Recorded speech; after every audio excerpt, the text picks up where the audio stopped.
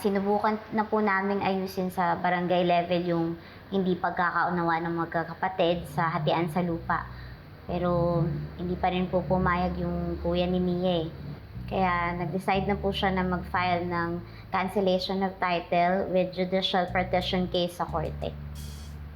Anong tingin mo sa kasong ito? What do you think sa laban ng kliyente mo rito? Tingin ko naman po, attorney, may laban po si Mia. Bilang compulsory heirs, may karapatan din po si Mia at ang Kuya Ramon niya sa mga ari-arian na iniwan ng nanay nila. Lalo pat wala namang valid reason for disinheritance. At wala rin pong katibayan na magpapakita kung paano bigla na lang nailipat sa pangalan ni Tomas yung titulo ng lupa. Pero kung ang titulo ng lupa ay legal na naipasa kay Tomas bago mamatay ang kanyang nanay, malakas ang argumento ni Tomas na siya ang lehitimong may-ari ng lupa. Tatandaan mo ito, having a title is a significant aspect of ownership under the law. Tama naman po kayo doon, attorney.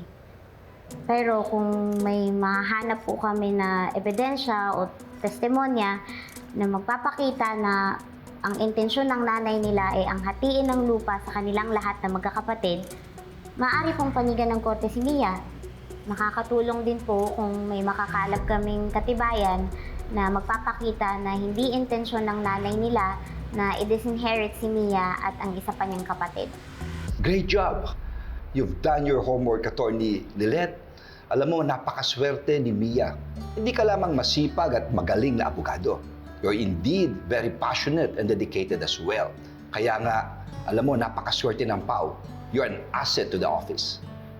Maraming salamat po, Atty. Avalos.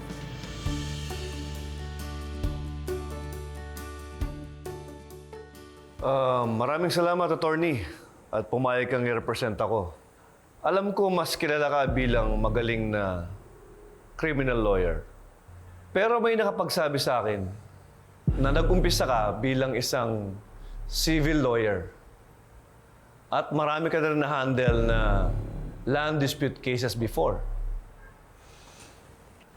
That's correct, Mr. Cruz.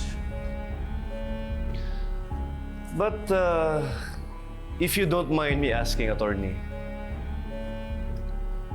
bakit tinanggap na maging abogado kita?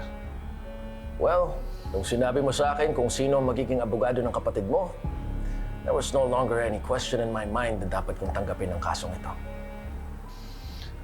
Bakit po, attorney? Kilala niyo ba si Attorney Lilet Matias?